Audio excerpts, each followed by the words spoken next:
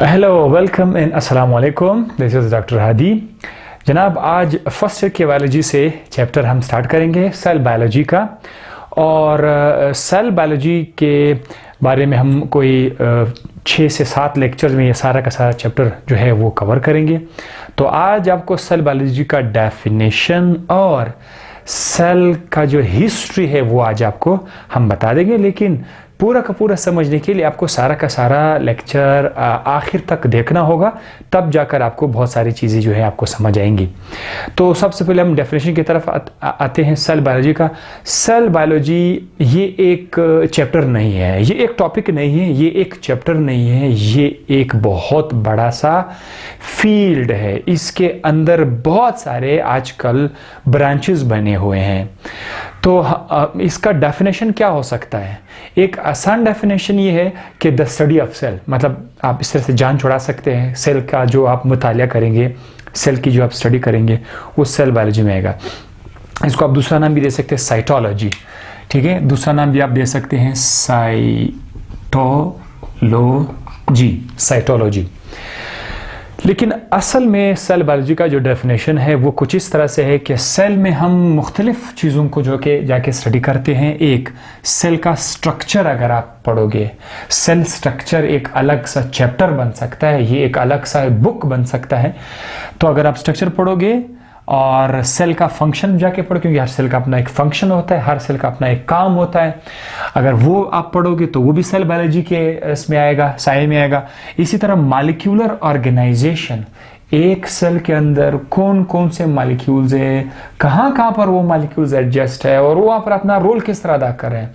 क्योंकि हमें पता है कि सेल के अंदर कार्बोहाइड्रेट है, प्रोटीन है, न्यूक्लिक एसिड्स है, बहुत सारे मॉलिक्यूल्स है, वो किस तरह अपना रोल अदा करते हैं। तो ये बायोलॉजिकल ऑर्गेनाइजेशन में आएगा।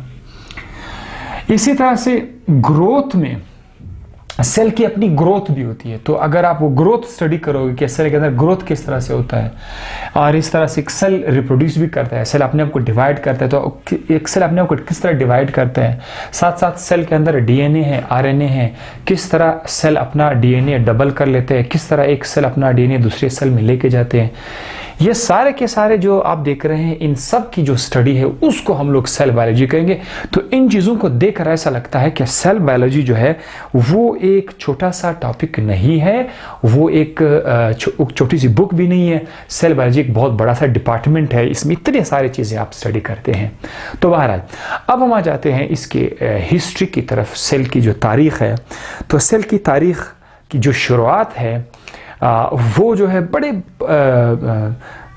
ज़्यादा कई 100 साल पहले से जो है उसकी जो स्टार्ट हम लोग ने ली है। और वो जो डेट है वो है, हम आपको बताएंगे अरिस्तुर से, ठीक है। इसको उर्दू में हम लोग अरिस्तुर बोलते हैं, लेकिन इंग्लिश में एरिस्टोटल के नाम से जो है हम लोग उसको वो करते हैं। दैट इज़ 322-384 BC, ठीक है। इतना पुराना तारीख़ है जिसमें अरिस्तुर ने जो है, इस ज़माने में सेल के बारे में किसी को बिल्कुल कुछ भी नहीं पता था। कि आजकल तो आप किसी भी बच्चे से पूछ ले, वो आपको सेल बताएगा। और हम लोग कितने लकी है कि कई 100 साल पुराना जो लोगों ने कितने मेहनत से इकट्ठा किया था नॉलेज को, आज हमें जो है वो सारा नॉलेज, वो सैकड़ों साल का नॉलेज हमें एक हफ्ते में मिल जाता है, ठीक है। वो लकी इसीलिए है क्योंकि उन्होंने काफ़ी मेहनत से नॉलेज इकट्ठा किया था, और आज हम उसको फर इतने आराम से पढ़ रहे हैं। तो अरिस्तुर 322-384 BC बिफोर क्रिस्ट, ये डेट में जो है अरिस्तुर ने क्या कहा था? अरिस्तुर ने एक लफ्ज़ यूज़ किया था, रिपीट। उसने कहा था कि जिंदा चीज़ों के अंदर कुछ ऐसे चीज़ें हैं जो बार बार रिपीट हो रहे हैं। मतलब कैसे? आप प्लांट उठा ले, कोई भी प्लांट उठा ले, उसके अंदर लीफ है, तो एक दूसरा प्लांट आप देखे, वो डिफरेंट प्लांट होगा, वो एक डिफरेंट दरख्त होगा, लेकिन उसके अंदर भी क्या होंगे? रूट्स होंगे, रूट्स, लीव्स होंगे, शाखें होंगी।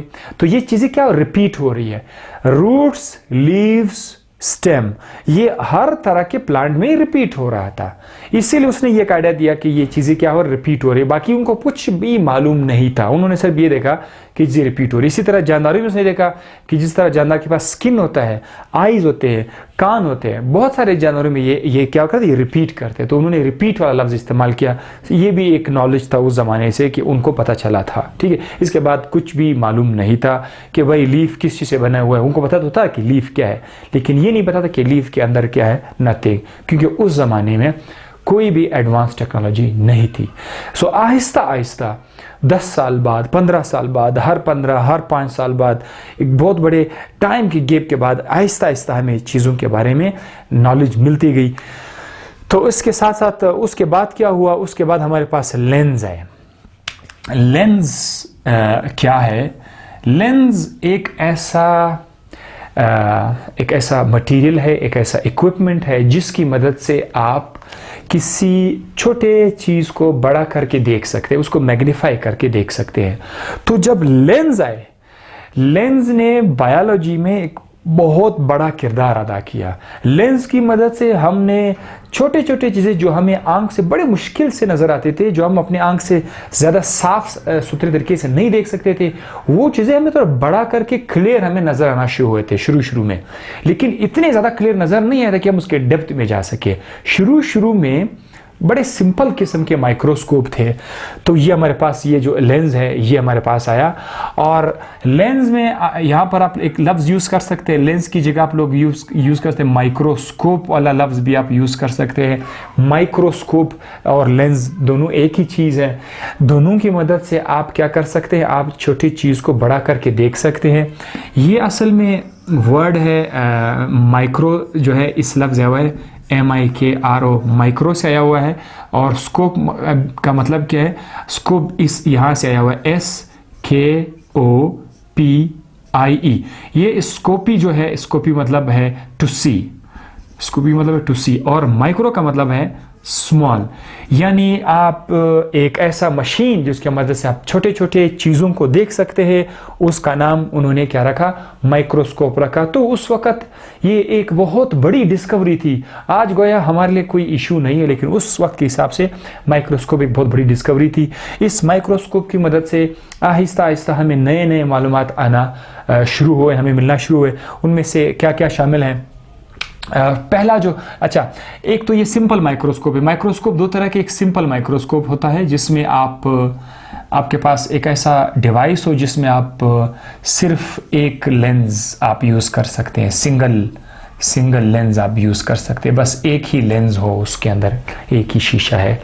लेंस, वैसे लेंस और मिरर में फ़र्क है, लेकिन आपकी आसानी के लिए मैंने कहा था कि किस्म का शीशा है लेंस, सिंगल लेंस। लेकिन अगर आप एक ऐसा माइक्रोस्कोप बनाएं जिसमें 2 लेंस हों, तो फिर ऐसे केस में उसको हम लोग क्या नाम देंगे?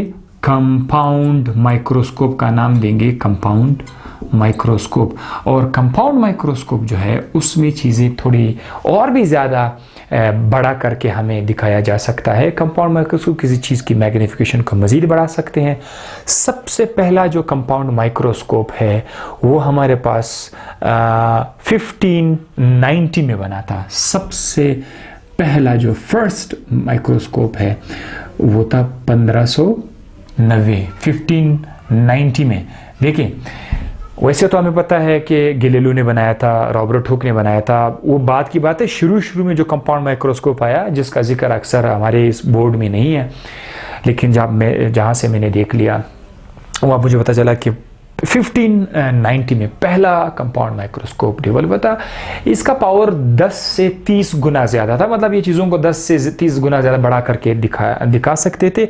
इसमें मज़ीद पावर नहीं था, ठीक है। तो ये पहला कंपाउंड माइक्रोस्कोप का डेट आपके पास आ गया। उसके बाद आपको बताता चलूँ कि गैलीलियो जो है बड़ा मशहूर साइंटिस्ट है गैलीलियो। उसने क्या किया? गैलीलियो ने भी अपना एक माइक्रोस्कोप बनाया। उसमें सिंगल लेंस था, एक लेंस था, लेकिन उसका पावर थोड़ा ज़्यादा था। उसका टाइम जो था वो था 1610। 1600 तो ज़रा तारीख़ को आप देखते जाइए, हम आहिस्ता आहिस्ता आगे जा रहे हैं। 1590 से अब हम 1610 1610 पर आ गए हैं, जहाँ पर गैलीलियो आ रहा है। अब गैलीलियो के बाद आपको मज़ीद साइंसदान के नाम भी नज़र आ जाएंगे। गैलीलियो के बाद जो है हमारे पास रॉबर्ट हुक आ जाता है, ठीक है। रॉबर्ट हुक रॉबर्ट हुक, हमारे जो स्टूडेंट्स हैं वो इनके बारे में उनको इतना ज़्यादा मालूमात नहीं था, लेकिन रॉबर्ट हुक को हर स्टूडेंट जानता है फर्स्ट ईयर सेकेंड ईयर में। रॉबर्ट हुक ने अपना माइक्रोस्कोप अपने हाथ से बिल्ड करके बनाया, और उस माइक्रोस्कोप का उसका जो तारीख है रॉबर्ट हुक का वो है 1665। 1610 और 65 में कितना बड़ा गैप आ रहा है। 1665 में उसने अपना एक माइक्रोस्कोप बनाया, और उस माइक्रोस्कोप में उसने क्या किया, उसने एक दरख्त, मिसाल के तौर पर ये एक ट्री है, और इस दरख्त के ऊपर जो छिलका है, उस जो छिलका है that is called as cork, ठीक है, इसको छिलका है। उसने ये छिलका, छोटा सा छिलका जो है काट के यहाँ से रिमूव करके वो छिलका बाहर करके इस तरह से उन्होंने इसे रख दिया, और फिर उसने क्या किया, जो अपना माइक्रोस्कोप उसने बना लिया था, उसी माइक्रोस्कोप की मदद से उसने इसको जब देखा माइक्रोस्कोप में, माइक्रोस्कोप के अंदर ज़ाहिर है आपका एक स्लाइड जो है पड़ा रहता है, उस स्लाइड के ऊपर, उस शीशे के ऊपर उसने क्या किया, ये कॉर्क इसके ऊपर ऐसे यहाँ पे रख दिया। ये जो कॉर्क का एक टिश्यू है, छोटा सा टिश्यू है कॉर्क का, उसने यहाँ पर रख लिया, और यहाँ से उसने देख लिया इस कॉर्क के टिश्यू को। जब उसने देखा तो उसको अजीब सा नक्शा नज़र आया, इस तरह से नक्शा नज़र आया जैसे कि हनी कम लाइक स्ट्रक्चर उसको नज़र आया, हनी कम लाइक स्ट्रक्चर नज़र आया, यानी कुछ इस तरह का नक्शा उसको नज़र आया, इस तरह से हनी कम लाइक। हनी कम, ये आपने शहद की मक्खी का घर देखा होगा, ठीक है, जालीनुमा हनी कम, उसको इस तरह से नज़र आया। ऐसा लग रहा है छोटी छोटी रगें हैं, उनके बीच खाली स्पेस है। तो ये जो खाली स्पेस है, ये जो एम्प्टी स्पेस है, इस स्पेस का नाम, जो टाइनी चैम्बर्स है, छोटे छोटे चैम्बर, इसका नाम उन्होंने सेल रखा। तो ये रॉबर्ट हुक है जिसने सबसे पहले ये खाली बॉक्सेस देखे, खाली खाने देखे। देखो बाद में जब आप उसको पावरफुल माइक्रोस्कोप से देखोगे तो इसके अंदर आपको सेल की दुनिया नज़र आएगी, न्यूक्लियस नज़र आएगा, साइटोप्लाज्म, बहुत सारे जो सेल के अंदर जो मटेरियल है वो। लेकिन उस वक्त माइक्रोस्कोप इतना पावरफुल नहीं था कि वो उन छोटे चीज़ों को भी दिखा सके, लिहाजा वो उस वक्त सिर्फ उसको एक खाली स्पेस दिखा रहा था। तो उसने इस स्पेस को पहले कभी नहीं देखा था, किसी भी शख्स ने नहीं देखा था कि इतने छोटे से कॉर्क के टुकड़े में हमें ऐसा जालीनुमा स्ट्रक्चर नज़र आएगा। उसने इनका जो कॉन्सेप्ट था उन्होंने इसका नाम रखा सेल। तो रॉबर्ट हुक के नाम हम लोग सेल को करते हैं कि रॉबर्ट हुक ने इसको डिस्कवर किया। अच्छा, फिर क्या हुआ, ये जो लफ्ज़ है सेल, ये जो लफ्ज़ है सेल, ये असल में कहाँ से है? ये असल में सेलुला से आया हुआ है, ठीक है, दैट इज़ सेला, CELLA, सेला, सेला से आया हुआ है। ज़ाहिर उस वक्त ग्रीक थे, लेटियन थे, ग्रीक और लेटिन उस वक्त जो है मसरूफ़ थे अपने काम में, रिसर्च में, तो ये अल्फाज वहाँ से निकाले गए हैं, सेला। और सेला का मतलब क्या है? होलो स्पेस।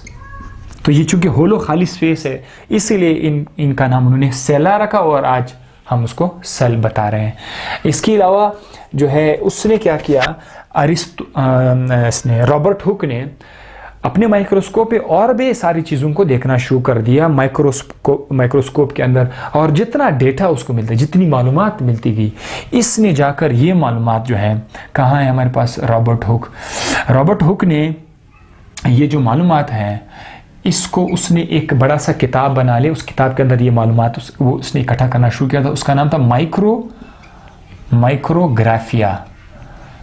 तो ये उसकी किताब का नाम है, जिसमें उसने बहुत सारा डिटेल, बहुत सारा नॉलेज जो वहाँ पर जाकर ऐड कर दिया, जो वो डिस्कवर करता गया यहाँ पर उसने ऐड किया। अच्छा, उसके बाद फिर कौन आया? ये आहिस्ता आहिस्ता जो है हम तरक्की करने जा रहे हैं बायोलॉजी के अंदर। उसके बाद एक और साइंटिस्ट आ रहा है, living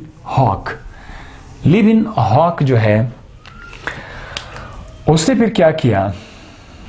living hoc living hoc ने भी जाहिर है अपना एक माइक्रोस्कोप था उसके पास, उसने क्या किया, उसने रेन वाटर जो बारिश का जो पानी है वो उससे एक सैंपल उठाया, एक ट्यूब के ज़रिए उसने रेन वाटर यहाँ पे डाला और उसको फिर माइक्रोस्कोप के अंदर जब देखा तो उसको बड़े छोटे छोटे से मखलूक नज़र आया, स्मॉल, ऐसे जानदार जो पहले कभी किसी ने नहीं देखे थे, छोटे छोटे जानदार। जाहिर है उस वक्त लोग सिर्फ वो ही दे सकते थे जो आंख से नज़र आते थे, नेकेड आई से नज़र आते थे। लेकिन फिर उसको पानी के अंदर ऐसे मखलूक नजर आना शुरू हुई कि उसमें शामिल, फिर उसने क्या किया, उसने उसके डायग्राम भी लिखना शुरू किया कि पानी में इस तरह का जानदार है, मूव कर रहा है, छोटा सा है, ठीक है, एनिमल कुलीज जो हमने नाम दिया था, स्मॉल क्रिएचर उनको नजर आया।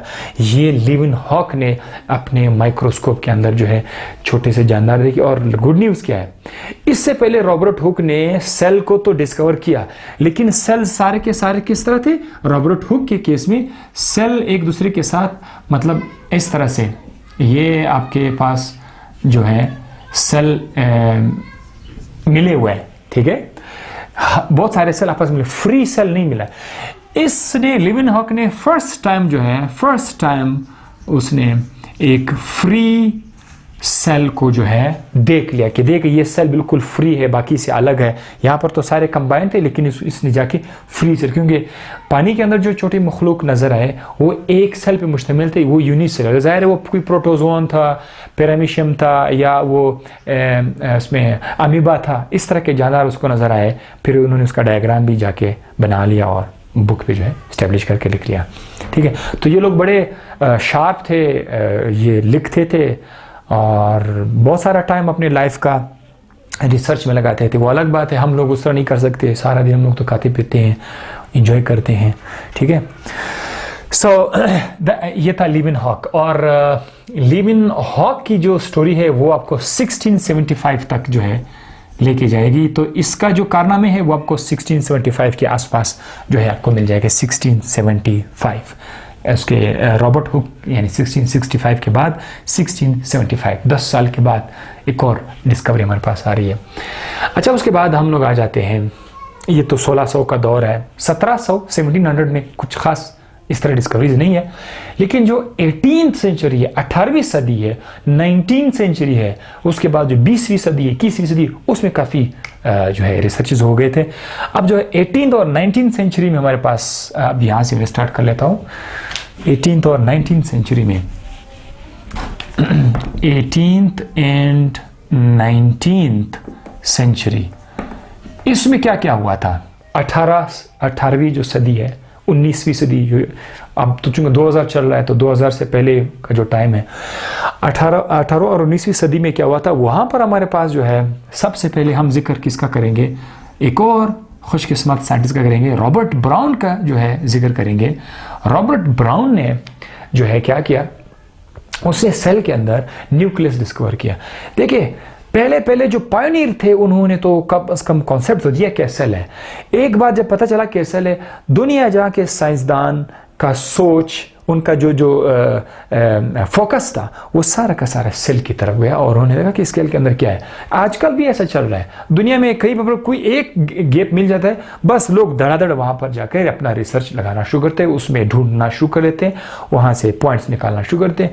तो सेल के अंदर फिर बहुत सारे साइंसदानों ने मजीद काम स्टार्ट किया, उनमें से रॉबर्ट ब्राउन बड़ा मशहूर है। रॉबर्ट ब्राउन ने ये डिस्कवर किया कि सेल के अंदर जो है न्यूक्लियस मौजूद है, जो बहुत प्रोमिनेंट है और अक्सर सेल के अंदर ये बिल्कुल मौजूद होता है as a central part, as a animal में, और प्लांट में थोड़ा सा साइड पर है, ठीक है। लेकिन ये हर सेल में है, ये उसने कहा था कि it's a constant part present in every cell, nucleus. ये अलग बात है कि बाद में बैक्टीरिया में जो प्रोकैरियोट है उसमें न्यूक्लियस तो नहीं, लेकिन क्रोमोसोम है, लेकिन अक्सर जानवरों में ये न्यूक्लियस था, तो उसने इसने डिस्कवर किया। And then we come to वहाँ पर स्क्लीडन एंड श्वान की तरफ आएंगे, 1838 एंड 39। 1838 और 1839 के आसपास हमारे पास दो साइंटिस्ट आए, एक था स्क्लीडन और दूसरा था श्वान। ये दो साइंटिस्ट थे, ये जो श्वान है ये एक जूलॉजिस्ट था और स्क्लीडन जो था ये एक बॉटनिस्ट था, यानी ये एनिमल्स को स्टडी कर रहा था, ये प्लांट को स्टडी कर रहा था।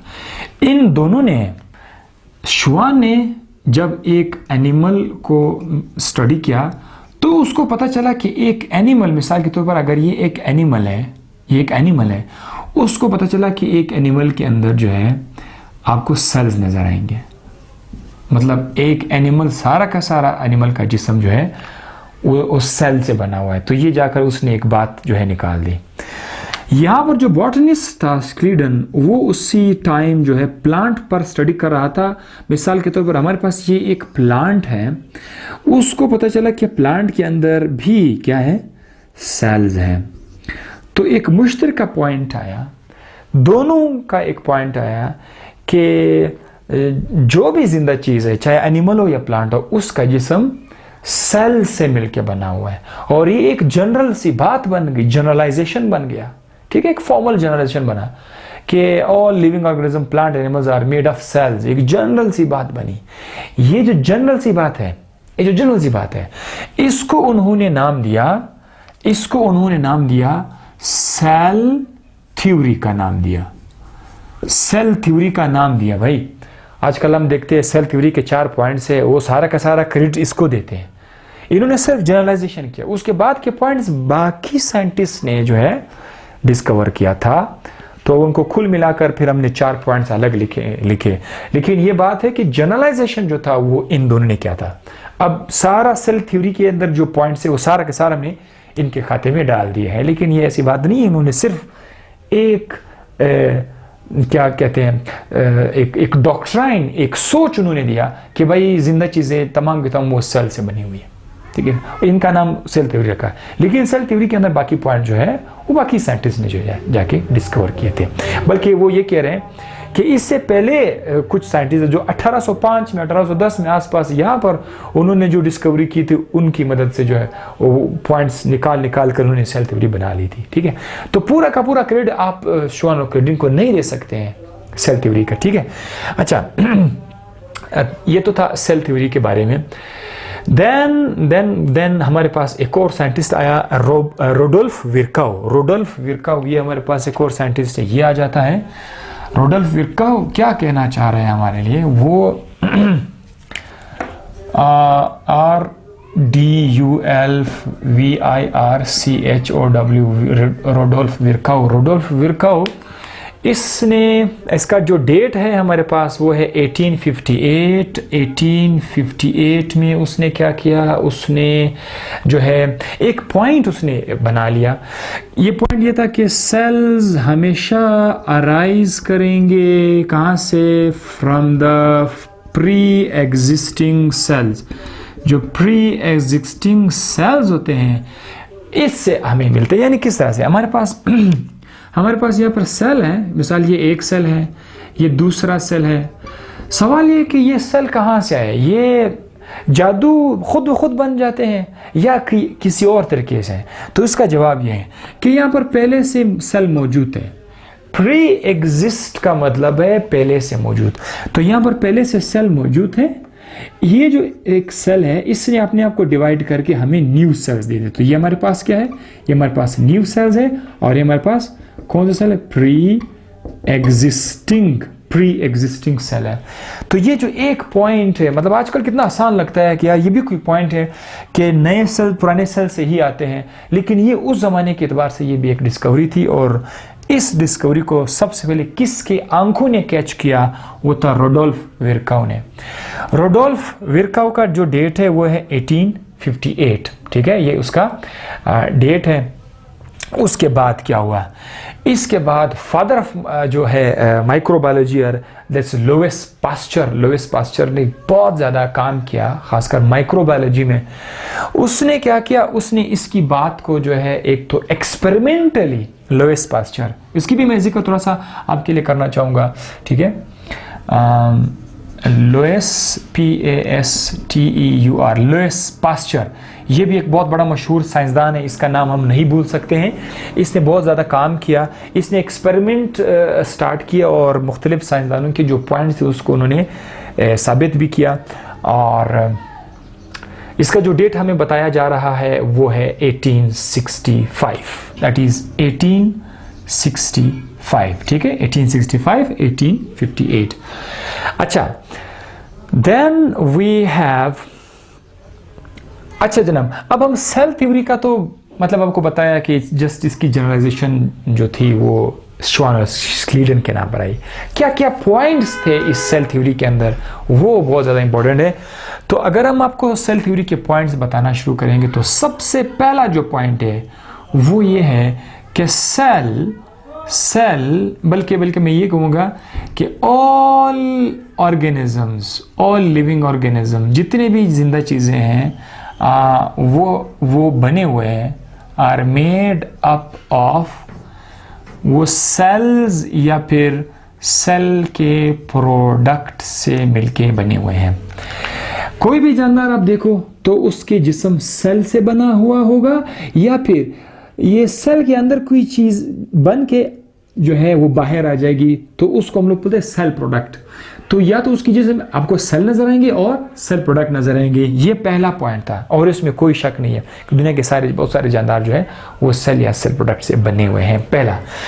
अच्छा, दूसरा जो पॉइंट है वो क्या है कि सेल जो है वो स्ट्रक्चरल यूनिट भी है और फंक्शनल यूनिट भी है। Cell is the structural and functional unit of life या लिविंग थिंग्स। जितने भी जिंदा चीजें हैं सारे के सारे जो हैं उनके अंदर सेल स्ट्रक्चर भी दे रहा है और फंक्शन भी दे रहा है। स्ट्रक्चर का मतलब क्या है कि आपके बॉडी के अंदर जो आपका जिल्द है, आईज है, बोन है, हेयर है, ये आपके स्ट्रक्चर है। तो जिंदा चीजों का जो स्ट्रक्चर है वो सेल का बना हुआ है, इसीलिए बोलते हैं स्ट्रक्चरल यूनिट। स्ट्रक्चरल यूनिट का मतलब ये है कि जिंदा चीजों के जो बॉडी पार्ट्स है वो सेल के बने हुए हैं। अच्छा, इसके अलावा दूसरा है functional unit. Cell functional unit भी है, यानी जितने भी फंक्शन हमारे बॉडी में है, जैसे आंख का फंक्शन है देखना, ये जो देखना होता है ये बिकॉज ऑफ द सेल। आंख से आप सूंघ सकते हैं तो ये भी मुख्तलिफ किस्म के सेल्स होते हैं। कान से आप जो है आप सुनते हैं, यहाँ से आप सूंघते हैं, ज़बान से आप जो है जायका महसूस करते हैं, ये सारे के सारे जो फंक्शन है ये भी सेल की वजह से है। तो सेल को दो क्रेडिट मिल जाते हैं, एक ये स्ट्रक्चरल यूनिट हुआ, दूसरा ये फंक्शनल यूनिट हुआ। अच्छा, उसके बाद है थर्ड पॉइंट जो अभी रुडोल्फ विर्काउ ने जो है बनाया था कि नए सेल्स हमेशा पुराने यानी पहले से मौजूद, पुराना लफ्ज नहीं कहना चाहिए, नए सेल्स हमेशा पहले से मौजूद सेल से आएंगे। तो यहां पर हम क्या लिखेंगे, न्यू सेल्स हमेशा आएंगे कहां से, from the pre existing cell से हमारे पास आ जाएंगे, प्री एग्जिस्टिंग सेल से आएंगे। ये हमारे पास 3 पॉइंट्स हो गए। चौथा पॉइंट मुख्तलिफ बुक्स में कुछ और बता रही है, जो आजकल जो मैं एक बुक मेरे पास है उसके हिसाब से वो कहता है कि जितनी भी मेटाबॉलिक रिएक्शंस हैं, मतलब एक न्यू पॉइंट है, ऑल मेटाबॉलिक रिएक्शंस जो है वो सब के सब सेल के अंदर ही हो रहे हैं। ये उसका चौथा पॉइंट है जो हमें बता रहे हैं। तो ये था आपके पास सेल थ्योरी। सेल थ्योरी को आप जो है सेल डॉक्ट्राइन का नाम भी दे सकते हैं। Cell doctrine, cell doctrine. अब डॉक्ट्राइन डॉक्टर को तो नहीं कहते हैं, बहुत सारे लोग, डॉक्ट्राइन एक इंग्लिश विकैबुलरी है। वो डॉक्ट्राइन मतलब एक सोच, ठीक है, एक फिक्र, एक नजरिया, ठीक है। सेल डॉक्ट्राइन भी इसको कहते हैं।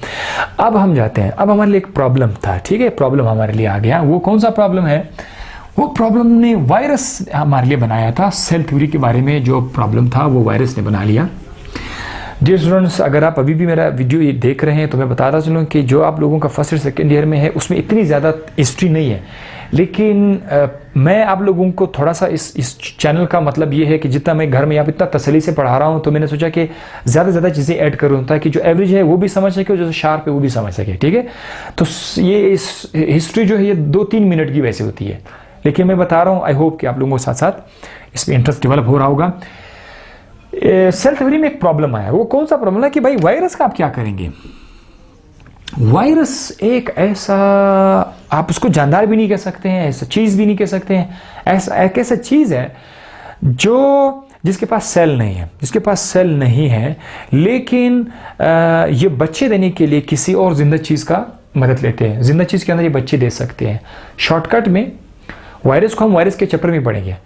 वायरस के अंदर लिविंग कैरेक्टर भी है, नॉन लिविंग कैरेक्टर भी है। हमारे पास जो सेल थ्योरी है, सेल थ्योरी नाकाम हो गई है कि वायरस के साथ क्या करें, ठीक है। तो ये वायरस ने सेल थ्योरी को थोड़ा सा डिस्टर्ब कर दिया, क्योंकि वायरस का नेचर कुछ अजीब सा है। अच्छा, फिर हम लोगों ने क्या किया, हमने एक नया लफ्ज जो है इंट्रोड्यूस किया। वो कौन था, वो कौन सा खुशकिस्मत था जिन्होंने लफ्ज यूज किया, होता है J.E. परकेंजी। J.E. परकेंजी जो था, ये एक साइंसदान है और इसका जो डेट हमें बताया जा रहा है वो है 1839 और है 1839। इसने एक लफ्ज इस्तेमाल किया, वो लफ्ज क्या है, वो लफ्ज है प्रोटोप्लाज्म का लफ्ज उन्होंने इस्तेमाल किया, प्रोटोप्लाज्म। उसने कहा कि ये क्या है, ये एक जेली लाइक मास है, ठीक है। यहां पर जो सेल के अंदर आपको एक तालाब सा नजर आ रहा है, दैट जेली लाइक मास को उन्होंने नाम दिया प्रोटोप्लाज्म। और प्रोटोप्लाज्म कहते ही सेल का जिक्र खत्म हो गया कि भाई सेल नहीं है, प्रोटोप्लाज्म है। यानी ये जो ग्राउंड है ये प्रोटोप्लाज्म है, इसके आसपास एक बाउंड्री है, और ये जो प्रोटोप्लाज्म के आसपास जो बाउंड्री है इसको उन्होंने सारा नाम दिया प्रोटोप्लाज्म। लेकिन सेल वाला जो कॉन्सेप्ट था वो यहाँ पर आके खत्म हो गया कि भाई सेल कहाँ है, सेल में, ये तो जस्ट प्रोटोप्लाज्म है। तो प्रोटोप्लाज्म के अंदर जो है हम थोड़ा आ जाते हैं, ये सारा का सारा तो भाई है प्रोटोप्लाज्म। यहाँ पर जो न्यूक्लियस होता है, न्यूक्लियस के अंदर भी ज़ाहिर एक छोटा सा तालाब है, उधर भी एक छोटा सा जगह है, इसका नाम उन्होंने क्या रखा, न्यूक्लियोप्लाज्म का नाम रखा। अब ये जो न्यूक्लियोप्लाज्म है और ये कौन सा जगह है, प्रोटोप्लाज्म है, इनके बीच जो जगह आ जाएगा उसको हम लोग सिर्फ नाम देंगे साइटोप्लाज्म। साइटोप्लाज्म यानी ये वाला जो आपको इलाका नजर आ रहा है, this is called as cytoplasm. अब देखो, अगर आप इन दोनों को जमा करेंगे, न्यूक्लियोप्लाज्म और साइटोप्लाज्म को दोनों को प्लस करोगे ना, तो दोनों का फिर नाम क्या हो जाएगा, प्रोटोप्लाज्म का नाम हो जाएगा, ठीक है। तो प्रोटोप्लाज्म बड़ा लफ्ज है, साइटोप्लाज्म उसके अंदर आ रहा है, न्यूक्लियोप्लाज्म उसके अंदर आ रहा है, इसीलिए हम लोग लफ्ज प्रोटोप्लाज्म यूज करते हैं कि भाई ये सारा का सारा आंखें बंद करके क्या है, ये सारा का सारा प्रोटोप्लाज्म है, ठीक है। तो प्रोटोप्लाज्म के साथ साथ सेल थ्योरी का कॉन्सेप्ट जो है थोड़ा सा दब जाता है, उसकी जगह प्रोटोप्लाज्म वाली थ्योरी आती है। प्रोटोप्लाज्म की थ्योरी जो है वो सेल थ्योरी का जगह ले लेता है, प्रोटोप्लाज्म थ्योरी। अच्छा, ये मैं आपके लिए यहाँ पे लिख लेता हूँ, प्रोटोप्लाज्म थ्योरी, प्रोटोप्लाज्म थ्योरी। इसके मुताबिक कि हर जानदार जो है वो प्रोटोप्लाज्म है, मतलब इसमें कोई इस तरह आप सेल की बात आप नहीं कर सकते हैं। ये असल में एक और रीज़न भी था कि ये क्यों आया, एक और चीज़ भी है, हमारे पास कुछ फंजाई है, कुछ प्रोटोजोआन है। आप उसके स्ट्रक्चर को देखो, बॉडी से तो आप हैरान हो जाएंगे। वो क्या है, वो एक ऐसा मास है, ठीक है, एक मास है, और उसके अंदर एक न्यूक्लियस, दो न्यूक्लियस, बहुत सारे न्यूक्लियस भी है। अब आप हैरान हो जाएंगे, यार मैं इसको सेल कहूं या नहीं कहूं। मतलब अगर आप सेल के पॉइंट ऑफ व्यू से आप सोच रहे हैं तो आप ऐसे जानदार को कैसे वो करेंगे, इसके सेल कहाँ है, इसमें तो इतने सारे न्यूक्लियस है, सारा का सारा एक मास है, फिर इतने सारे न्यूक्लियस है, इधर तो सेल का कॉन्सेप्ट है ही नहीं। इसीलिए जो है उन्होंने कहा कि हम ये वाला कॉन्सेप्ट खत्म करेंगे सेल का, प्रोटोप्लाज्म वाली थ्योरी वो लाएंगे। प्रोटोप्लाज्म थ्योरी में फिर ये है कि भाई ये सारा का सारा हमारे पास ये जानदार तो है, जिंदा चीज तो है, लेकिन ये सारा का सारा उसका प्रोटोप्लाज्म है और उसके अंदर बहुत सारे न्यूक्लियस पड़े हुए हैं। तो इन कुछ ऐसे जानदारों ने हमें मजबूर कर दिया कि हम सेल थ्योरी को प्रोटोप्लाज्म वाली थ्योरी पे लाए। अदरवाइज अगर सारे के सारे जानदारों में एक एक अलग अलग सेल होता, उसका अपना अपना न्यूक्लियस होता, फिर शायद इसकी नौबत नहीं आती। लेकिन जो ऐसे कुछ जानदार, वाकई में ऐसे जानदार हैं जो इस तरह के स्ट्रक्चर, जैसे कि आप जाके देख दो फंजाई में इस तरह की स्ट्रक्चर आपको बहुत सारा मिल जाएगा, ठीक है। फंजाई के अंदर, तो मल्टी न्यूक्लियोटाइड मास आपको मिल जाएगा। इसने हमें मजबूर कर दिया कि हम प्रोटोप्लाज्म थ्योरी ले आए। अब बाद में क्या हुआ, एक ऐसा टाइम भी आया कि सेल थ्योरी भी ख़त्म होती है। सेल थ्योरी और प्रोटोप्लाज्म थ्योरी दोनों की जगह एक थर्ड लफ्ज़ आ जाता है, एक तीसरा लफ्ज़ आता है। वो कौन सा है? वो है ऑर्गेनिज्मल थ्योरी। बस ये लास्ट पॉइंट, उसके बाद आप लोग सबके सब फारिग है। वो क्या है? वो है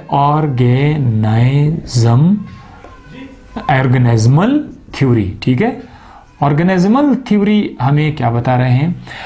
वो हमें ये बता रहे हैं कि कोई भी जानदार, कोई भी, चाहे वो एक सेल वाला हो या बहुत सेल वाले हो, वो कहते हैं कि कोई भी जानदार, वो सारा का सारा जो है एक प्रोटोप्लाज्म से बना हुआ है। ठीक है, लेकिन ये जो प्रोटोप्लाज्म है उसमें क्या होता है कि प्रोटोप्लाज्म शुरू में क्या होता है? लेस डिफरेंशिएटेड होता है। लेस डिफरेंशिएटेड मतलब उसके अंदर आप देखिए सिर्फ एक न्यूक्लियस है।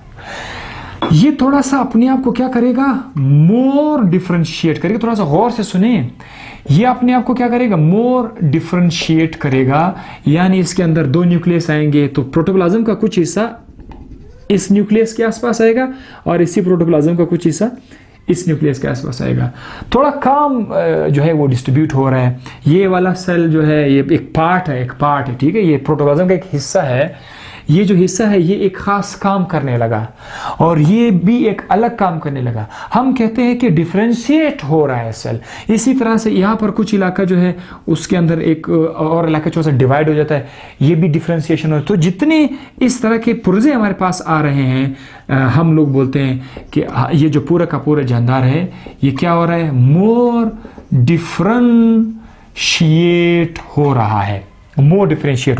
तो इस तरह के बहुत सारे छोटे छोटे इलाके नजर आएंगे जिसमें अपना अपना न्यूक्लियस है। आपके पास ये जो जानदार है, बेशक ये जानदार एक मल्टी सेलुलर जानदार है और हम और आप आजकल इनको एक सेल कहते हैं कि ये बहुत सारे सेल्स हैं, हम कहते हैं मल्टी सेलर। लेकिन हकीकत में ऑर्गेनिज्मिक जो आपका थ्योरी है, ऑर्गेनिज्मिक थ्योरी के हिसाब से कि एक जानदार सारा का सारा प्रोटोप्लाज्म है, उसके अंदर जितने भी हिस्से बनते जाएंगे वो ज़्यादा से ज़्यादा डिफरेंशिएट हो रहा है। इसके हिसाब से कोई भी मल्टी सेलुलर जानदार आप देखें और कोई भी यूनिसेलुलर जानदार आप देख लें, दोनों के बारे में आपको एक आइडिया हो जाएगा। यूनिसेलुलर एक सेल है, मल्टी सेलुलर में बहुत सारे सेल्स हैं। फर्क सिर्फ इतना है कि वो लेस डिफरेंशिएटेड है, ये मोर डिफरेंशिएटेड है। उसका साइज छोटा है, इसका साइज बड़ा है। तो ऑर्गेनिज्मिक थ्योरी ने जो है हमें इस तरह का कॉन्सेप्ट देकर हमारे लिए हिस्ट्री को जो है, सेल की हिस्ट्री को बहुत ही इंटरेस्टिंग बना के दे दिया। इसके बाद क्या हुआ? ये तो 18वीं और 19वीं सदी की बातें हैं। उसके बाद 20वीं सदी और 21वीं सदी में हम आ जाते हैं। वहाँ पर क्या हुआ कि फिजिक्स में इतनी एडवांसमेंट आ गई कि नए नए टेक्निक डेवलप हो गए। इलेक्ट्रॉन माइक्रोस्कोप आया जो कितनी हजार गुना ज़्यादा बड़ा करके चीज़ों को दिखा सकते हैं। मुख्तलिफ टेक्निक्स आए, एक्सरे डायफ्रैक्शन टेक्निक्स आ गए, सो ऑन।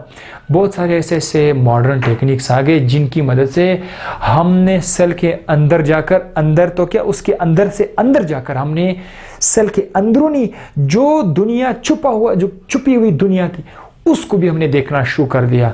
और जिसकी वजह से आज सेल बायोलॉजी एक चैप्टर नहीं हुआ, एक बहुत बड़ा सा डिपार्टमेंट हो जाता है जिसके अंदर हमारे पास कौन कौन से ब्रांचेस बनी। इसकी वजह से सेल बायोलॉजी इतना बड़ा ब्रांच हुआ, इतना बड़ा फील्ड हुआ कि हम मजबूर होकर उसके ब्रांचेस हमने बना लिए। वो ब्रांचेस कौन कौन से हैं? साइटो इकोलॉजी, ये एक ब्रांच इसका बना। साइटो टैक्सोनॉमी, ठीक है, cytogenetics, cyto ecology, molecular biology and cell physiology. इतने सारे नाम हमारे पास आ गए, सबके सब सेल बायोलॉजी के अंदर आ रहे हैं। इसके साथ ही आई होप कि आपको लेक्चर समझ आ गया होगा और आपने एंजॉय भी किया होगा। बस इसी तरह से लेक्चर देखते रहे, एंजॉय करते रहे, हमें अपने दुआओं में याद करते रहेगा। अपना ख्याल रखिएगा, हमेशा पॉजिटिव सोच लिया करे, अपने आप पर फोकस ज़्यादा दिया करे, दूसरों पर इतना ज़्यादा फोकस ना दिया करे। वो लोग क्या कर रहे हैं, अच्छा करें बुरा कर रहे हैं। अपने आप को अच्छा बनाने के लिए कितना मेहनत कर सकते हैं करो, कितना पॉजिटिव सोच सकते हो सोचना शुरू करो, आपकी ज़िंदगी बदल जाएगी। दुआ में याद रखना। Thank you. अल्लाह हाफिज़। Bye bye.